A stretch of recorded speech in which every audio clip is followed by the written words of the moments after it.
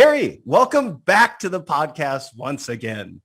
Hey, it is great to be here. This is quite the topic, and you're right. There has been some haters around this topic because I think it just evokes such a response because it's contrarian. A lot of people think, oh, the goal is to retire, and it's not. Yeah. Well, our first discussion was day job to dream job. That was our focus. And then our second discussion was around unhackable. So we really focused on two completely different books. And now we're focusing on actually a Facebook post that you had posted out there into the Facebook world back in June of 2018. It was actually June 18th of 2018. And I had to do some digging to find this video, but then I hit on it and I actually found this video prior to our last recording. And I thought, oh my gosh, I have to talk about this. However, we didn't have enough room because I knew this is a bigger topic. This isn't something that we just cover in 5 minutes. Right. It's something that I really wanted to spend some time going deep with you on. So the post was titled, "Why is the goal not retirement?" So Kary, why is the goal not retirement?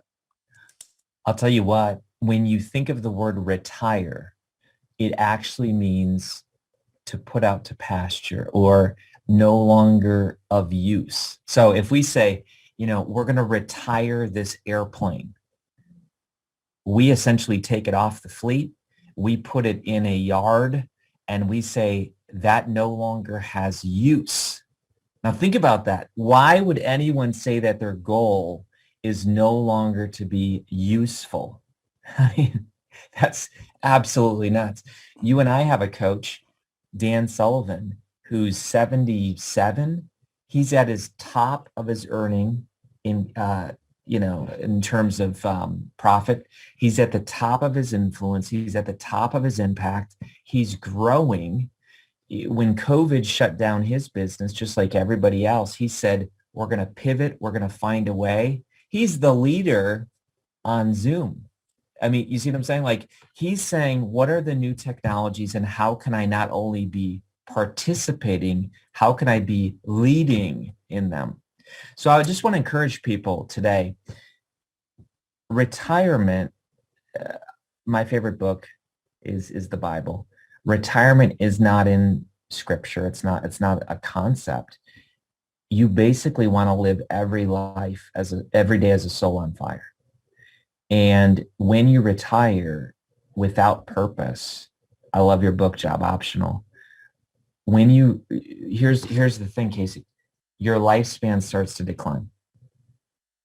If you retire and you no longer have use, your body says, okay, I guess we're done. I don't know if you agree with that or disagree with that.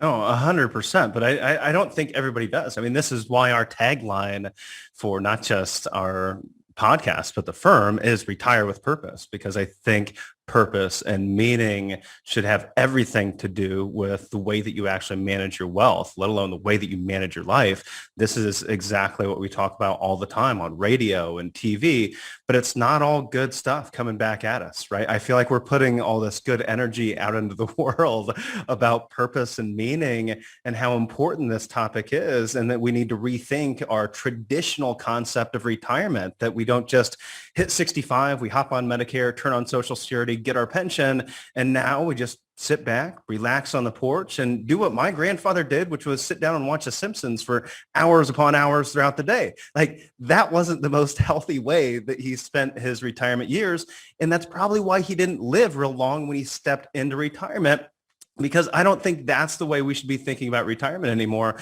for that reason and many other numerous reasons. But sometimes we have some negative feedback.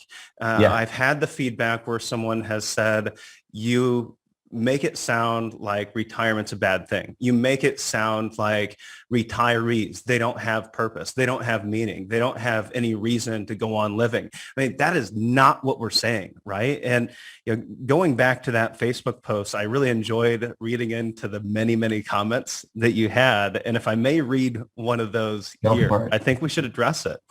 In the comments, one gentleman said, so you're wealthy enough to retire at 35 and you're knocking those who have to work work until they're 65 and who wish, all broken and tired, to be able to enjoy some years of relaxation and comfort.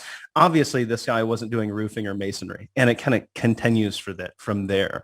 We've received that same feedback. And why do you think this message offends people at times?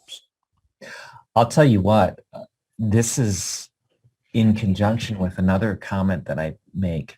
You can't love your life and hate your job. Okay. They're similar. In other words, I actually did do landscaping. I was a bus driver. I did do siding. You know, back in Indiana when I went to school near where you live, Casey, back when I was training to be a pastor, man, I hustled. You know, I wasn't just sitting by, you know, from a rich family, cashing the checks. I hustled, but here's what I realized. I'm a happier person when I do what I love. So let's talk about the quality of life. Let's talk about the fact that your grandfather was created to be a creator and not a consumer. So when we start saying, I've made it, now it's my position to consume. I consume food, I consume shows, I consume whatever, vacations, I consume. We think that's the life. And yet all the research shows that those people are not happy. We were not put on earth to be consumers. We were put on earth to be co-creators. Think about it, you know, not that I'm going to go total faith on you here, but I'm a former pastor, so I can share a little bit. But you've got permission. I got permission. But what I want people to realize is that the word abracadabra, we start saying it as kids, and it means I create as I speak. So young kids are fascinated with this abracadabra this, abracadabra that. It's put into our psyche. God's first acts, in the beginning, God created the heavens and the earth, and we were created in his image. You and I have been created to create. So this means that at age 70, at age 90, at age 110, we still can have creative energy. And it might look different. You might not be climbing up skyscrapers and creating things like that, but I'm talking about creating legacies. I'm talking about creating mentees. When I'm really old, I want to be giving people the gift of belief who are younger than me and saying, you can change the world. I believe in you. Why? Because I'm literally creating leaders. So you don't need to think of creating as just with your hands, but I think the reason why that guy got all mad with the Facebook post, and you're right, it must have hit a vibe because 37,000 watches. That's pretty crazy. Normally I do a video and it's like, 100, maybe 1,000. 37,000 people got fired up. But I think what that guy's saying is, oh, that's nice. Kary retired at 35. I'll tell you what I did, Casey.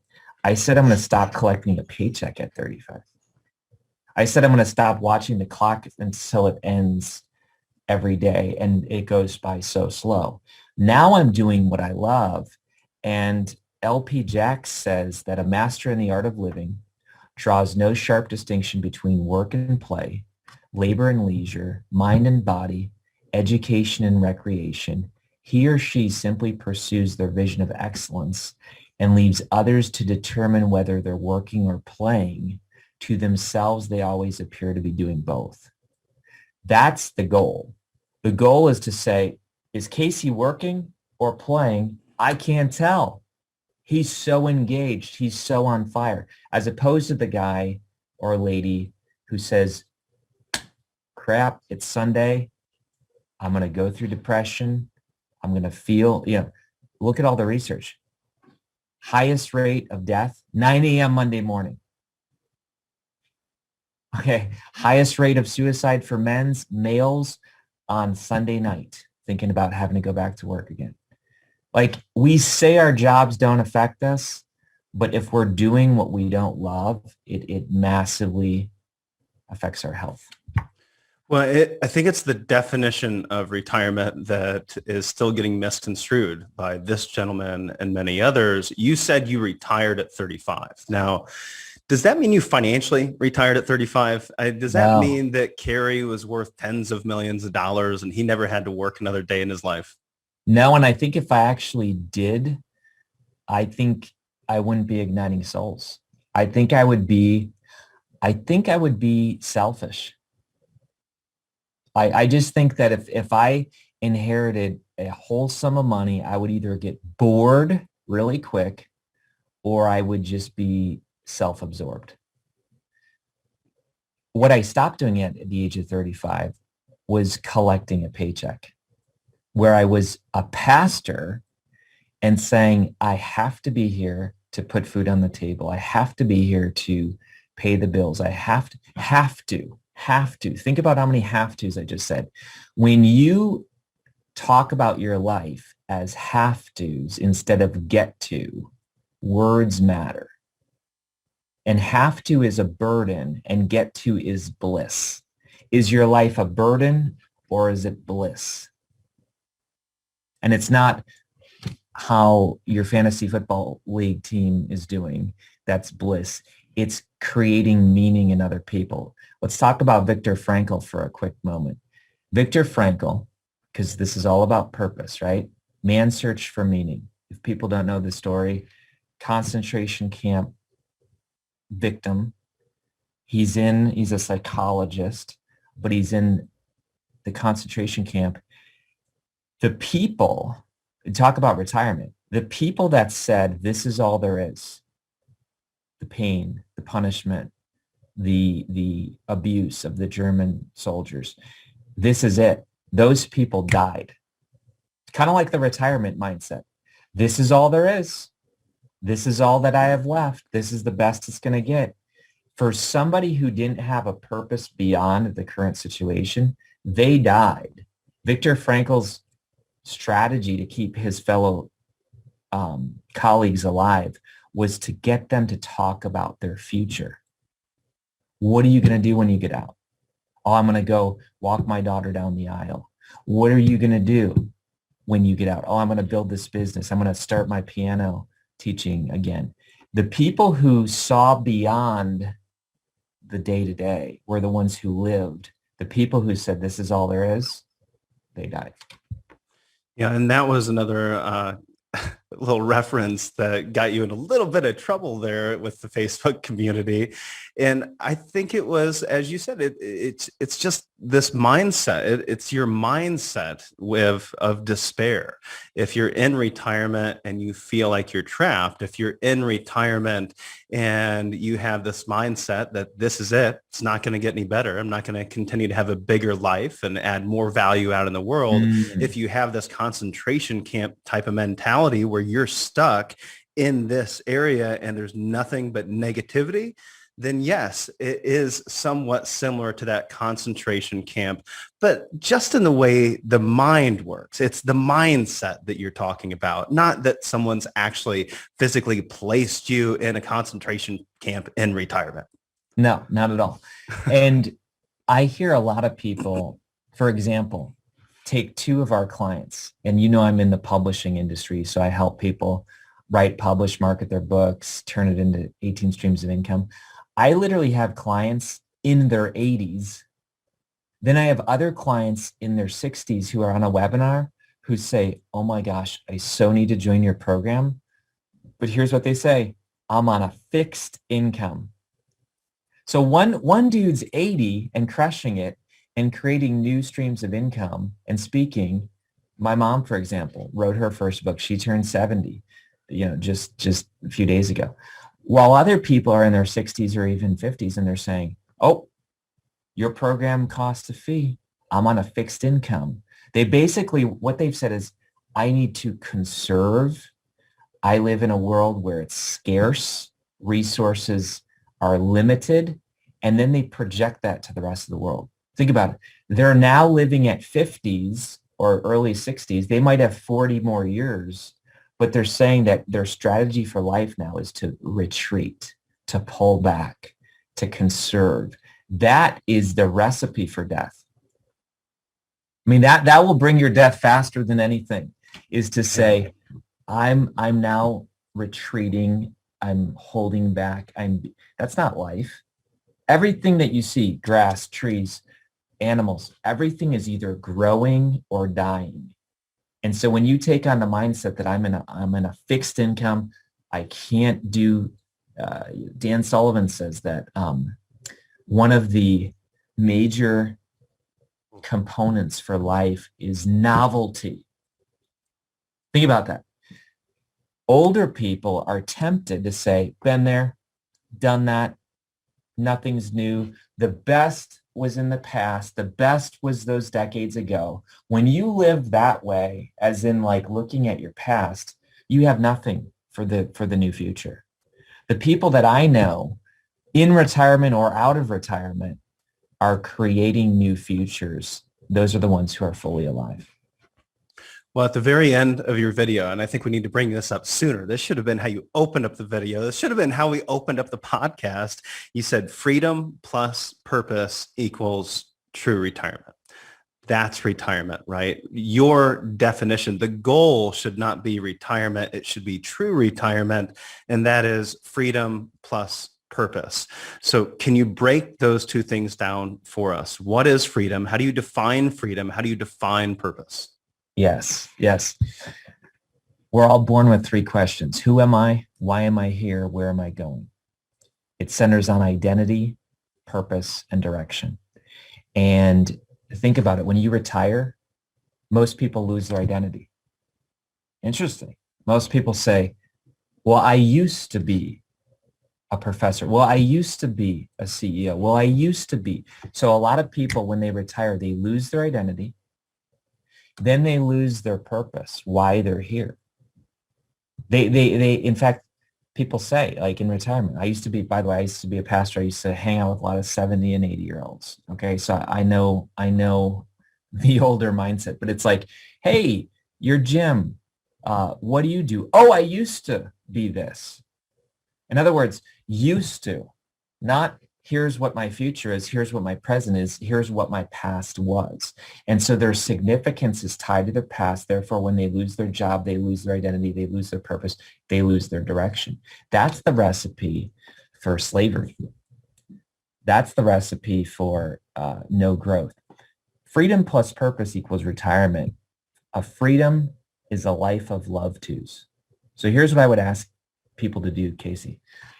I've been on this kick lately where people get a piece of paper, they write love to, right? Love to, and then they write get to, and then they write have to, and then they write hate to. So love to, get to, have to, hate to. And whatever age you are, start writing out that chart. And what a lot of people realize, if they're super honest, a lot of their lives are hate to or have to. Very few people are love to or get to. That is not freedom when you're living on this side. In fact, that's why Shawshank Redemption is such a tight metaphor for me, because those are the conditions for prison.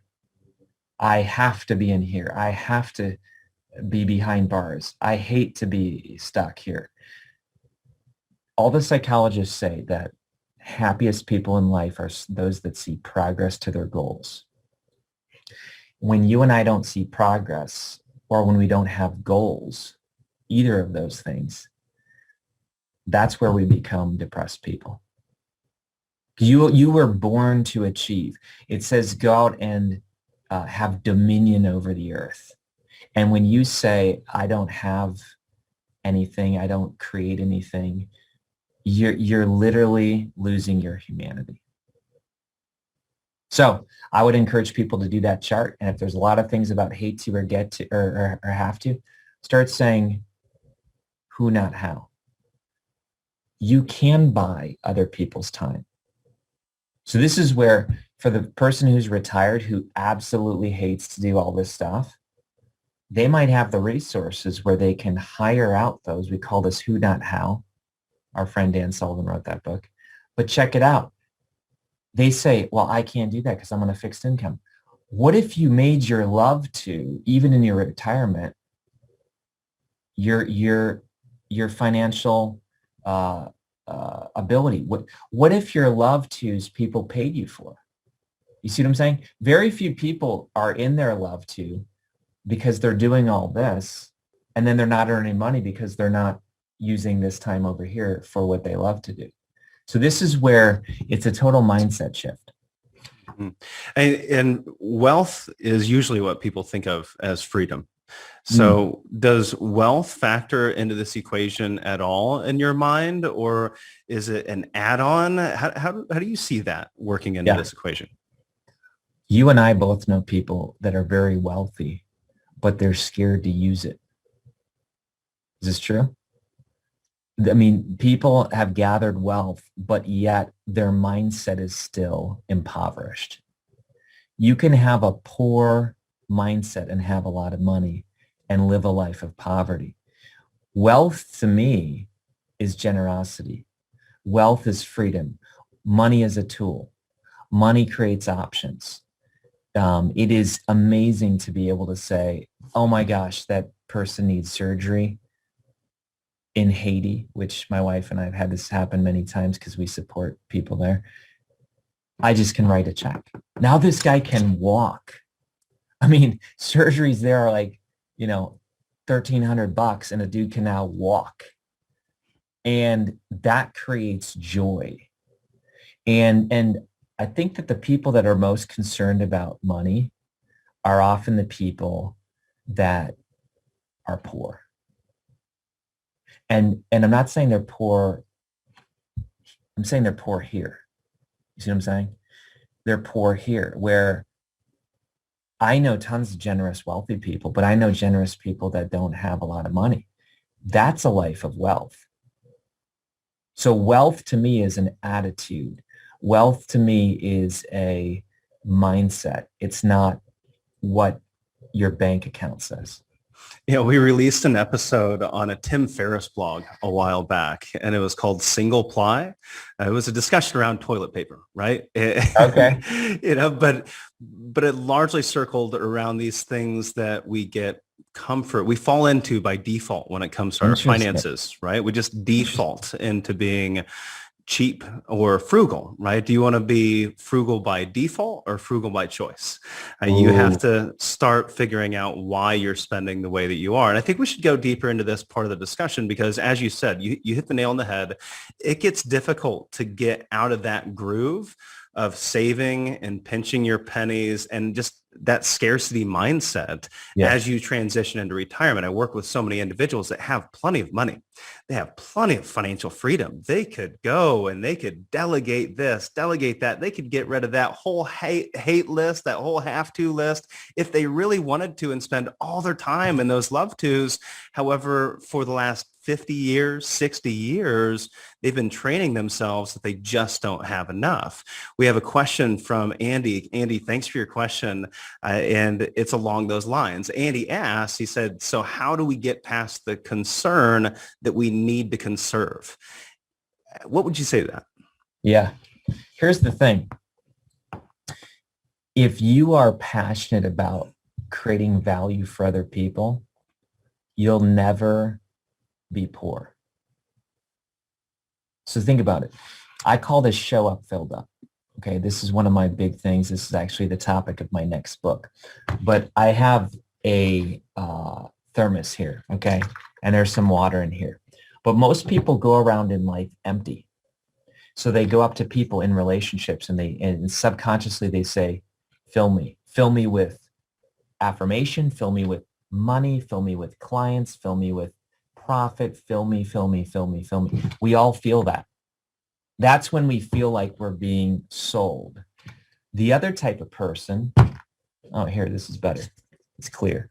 The other type of person is oozing gratitude, abundance, value. And when these people show up and just spill all kinds of value, that is so foreign and so rare that other people say, this person needs to be in my life. Anytime, and this is true about Casey, anytime I'm around Casey, he makes deposits in me. not withdrawals. And so when I think of Casey, he's a man that I want to refer. He's a man that I want to send people to. He's a person that I want to talk about his book because he's a giver. When you show up as a plus in a relationship instead of a minus, you don't have to worry. Does this make sense? We need to seek those areas of value where we create value for other individuals. And, right? and that's the love to. Your love tos create value. Stop focusing so much on your hate tos and have tos. Then you'll have the bandwidth to create value. I love that. So I really wanted to spend some time on this particular topic where you had gotten to these have tos. And I think this relates to another question we had from our Facebook audience, Sean. Sean, thanks for your question, saying, what is the best way to change from a have to mindset to a get to mindset regarding a current job that you feel trapped in? Is that even possible?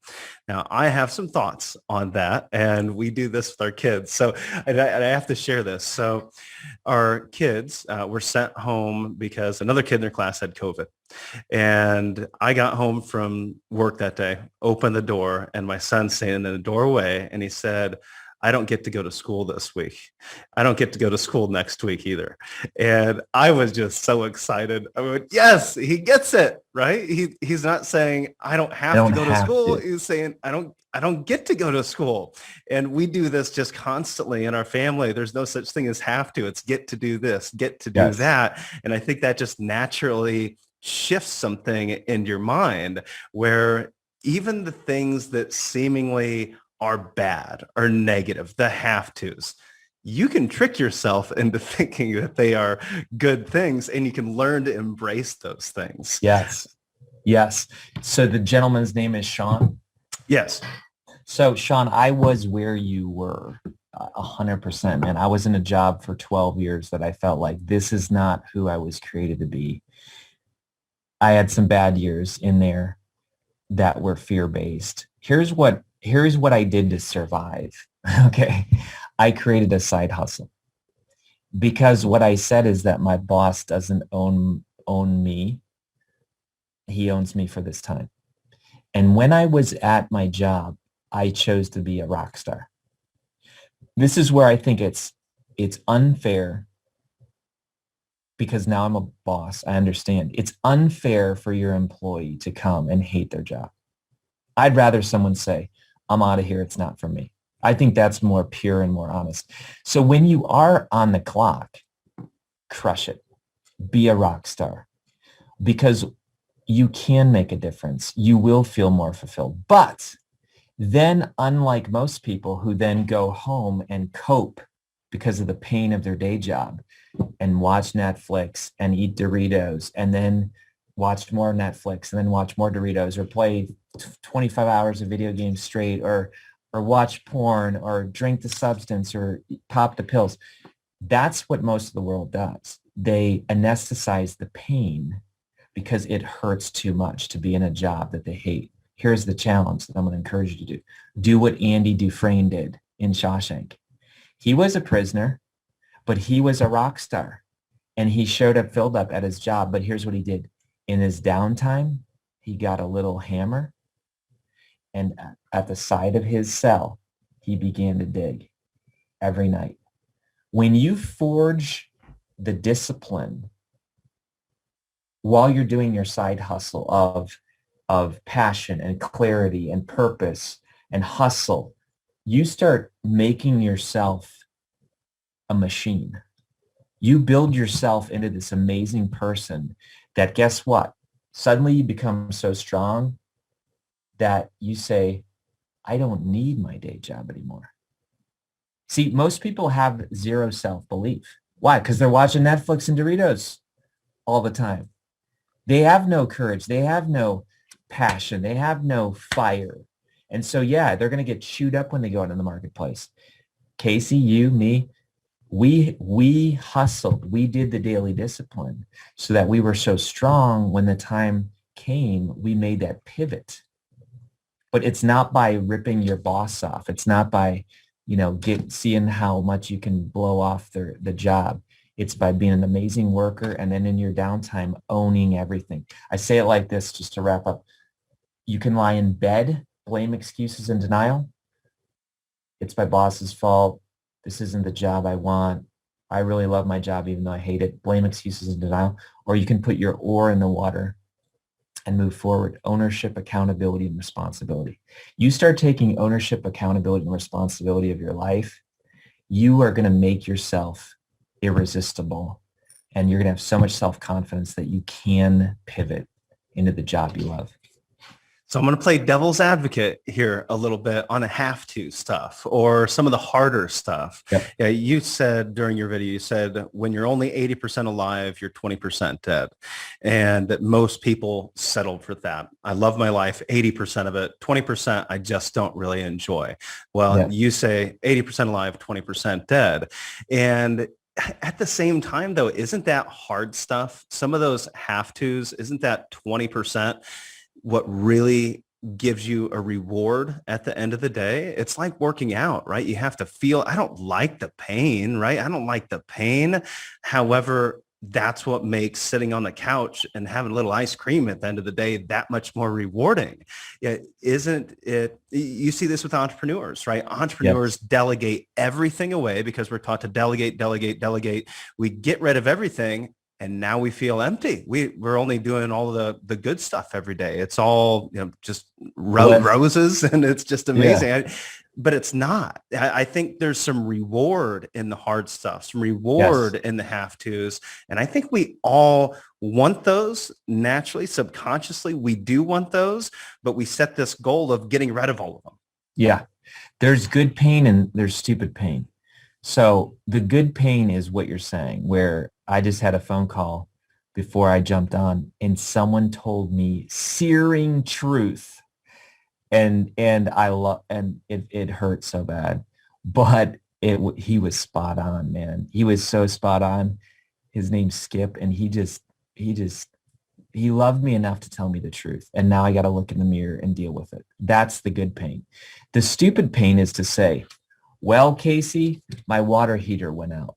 And I know nothing about water heaters, but by golly, I'm going to watch 7 hours of YouTube and I'm going to go get that water heater and I'm going to go get some wrenches and figure this thing out. Why? Because it's tough. That's stupid pain. I'm not called to be a mechanic or electrician or water heater dude. Just doing something painful just because of pain doesn't prove to be acceptable.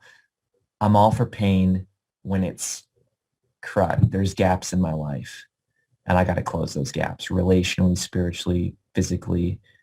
Absolutely. I stepped on the scale a few days ago and I'm like, you know what? I've totally been stress eating. I've been stress eating because there's a lot of big things going on in our business. And I said, I'm not happy with my health. And again, I'm not some big dude, but I know that I have not been eating because I'm hungry. I've been eating because I'm stressed. There's a big difference. And when I do that too long, I get a weak mind. And I don't show up on this podcast with an edge. And I don't show up in my business and my marriage with an edge because I'm disappointed in myself. So that was a tough pain, Casey, to say, crud, I'm going to have to change some habits. And you bet it's been tough, but it's been good. Mm-hmm. Good. Well, I want to go ahead and continue with this line of questioning where, how do we tell the difference specifically? You talk about, this plumber, right? You've got to fix your water heater or HVAC, whatever it is, and you're not good at it, but you're going to put yourself through the pain when you could have delegated it and found something else. We're maybe in a job, maybe Sean's in a position where he just doesn't really like everything about the job. There's 10%, 5% that he just really hates doing every single day, but he does like it for the most part. Or he feels like, I'll just go ahead and say, hey, you know what, I get to do this. I'll convince myself of it. I'll get over that extra 5, 10, 15%. And how do you tell the difference between the things that you should learn to love, or those things that you really need to eliminate from your life? I think it's kind of Yeah. difficult to tell the difference. Here's the example with Sean.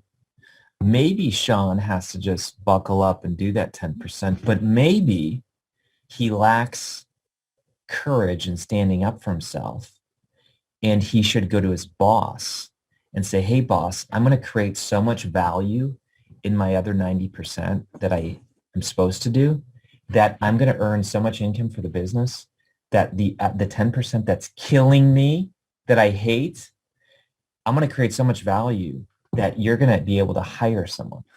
I need to stop. I want my employees to do that. So my whole team's going to listen to this. I've got at I least love 30 it. of them that are going to listen to this, I and love it. hopefully 50, 60 of them over the coming years. And I want them to come to me and say that. I mean, if there's Wouldn't that be something you don't good? like doing, wouldn't that be awesome? I I mean, mean, I'm a imagine if boss, you're Casey a had that. boss, Yeah. you know, Oh, and there's employees that are listening. Don't we want them to listen and come to us and say, hey, I hate this thing. I never want to do this again. Awesome. Yeah. If I can eliminate that, that means you'll be with me the rest of your life. Perfect. absolutely. But we don't think that way. We think, oh, see, so part of the pain might be Sean looking in the mirror and say, I got to have a fierce conversation, and I'm scared of rejection, and my boss may reject me. And you know what? This causes me to go into a deep wound that I had with my parents about rejection. See what I'm saying? That's the type of pain that's good pain. To say, crud, what Sean's really scared of is being rejected in his life. And now he's got to face that giant and go have that fierce conversation. That's the beautiful thing. Not, oh, crud, I'll just do the 10% that I hate in life. That's not smart pain. And if you have a boss that isn't willing to have that conversation, then it probably is time to find a new job. There you go. So let's wrap it up with our last question we have from Tom, who is a weekend reading subscriber, sent us over an email. Tom says this, and I think this is really relevant for your average retiree. Once you start having health issues, how do you keep full steam ahead? I'm 65, and in the last year, I've developed issues with one of my legs. My idea of becoming a Nordic walking instructor is now possibly slipping by. How do I go about looking for something else? Yeah.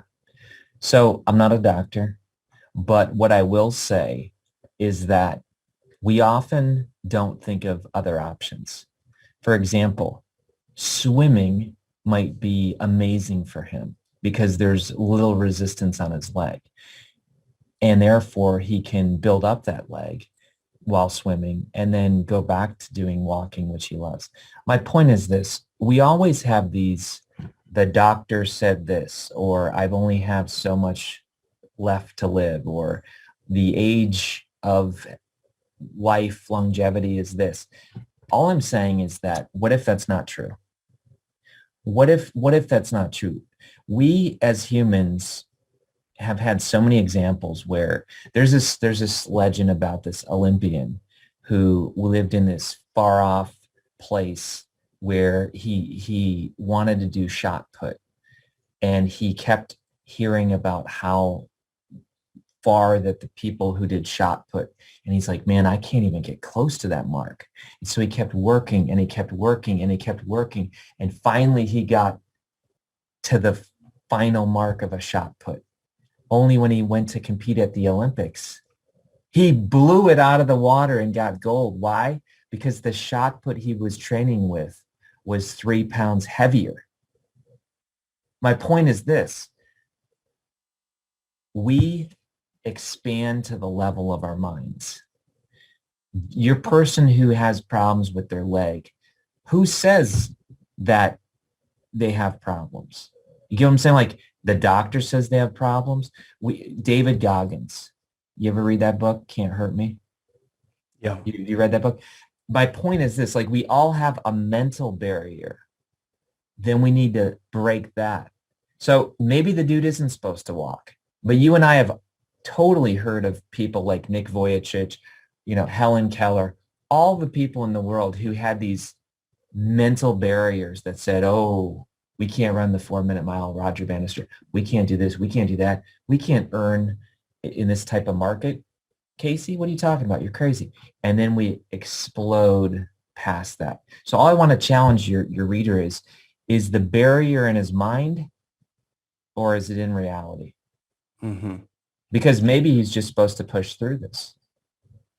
Well, and maybe it is in reality. And for some, that they just don't have the ability to do what they once were able to do. Yes. Maybe you had a dream of, like I did, being a professional golfer. And then you realize, well, the average guy doesn't make enough to support a family. So this is probably not going to work unless I'm this good. And I just didn't have the natural talent or the drive for that matter. And your dream changed.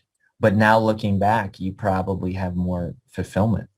This is way better than playing golf 24/7, right? I wouldn't want to do anything else. This is much more fulfilling. Legacy, their family concept of wealth. We can tell you're on fire, Casey. We can tell that you're in the right spot.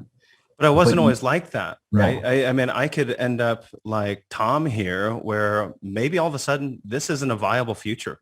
This is what I think I'm supposed to do for the rest of my life. This is my purpose. And then something happens that makes it no longer possible. That can be really difficult to overcome and then shift and find what that next thing is. COVID has jacked up so many people. And yet some people sit on the sideline and say, that's my story. That's my story. COVID jacked me up. And for the next 30 years, that's going to be my story. Other people say, COVID shut me down. I'm pivoting and coming back stronger.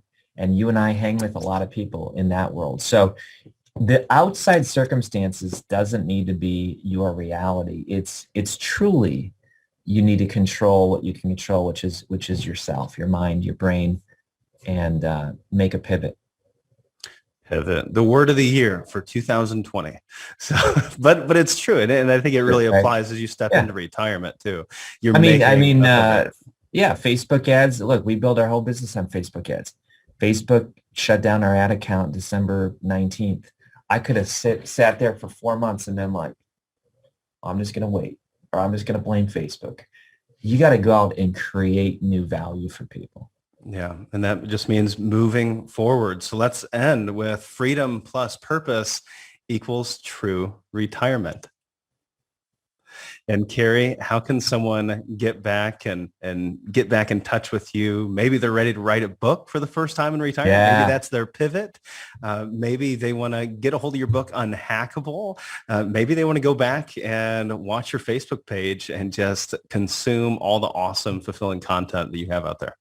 Yeah, just reach out. Unhackable book is the way to go for the most recent book. And if someone here wants to write, publish, and market their book, we love to do that. And so that's ethoscollective.vip, ethoscollective.vip, and we'd love to help that person. Well, we'll make sure we throw all the links to get back to you in the show notes. Kary, thanks so much for taking the time to elaborate on this really important topic. Really enjoyed our time together. Take care, Casey. Until next time.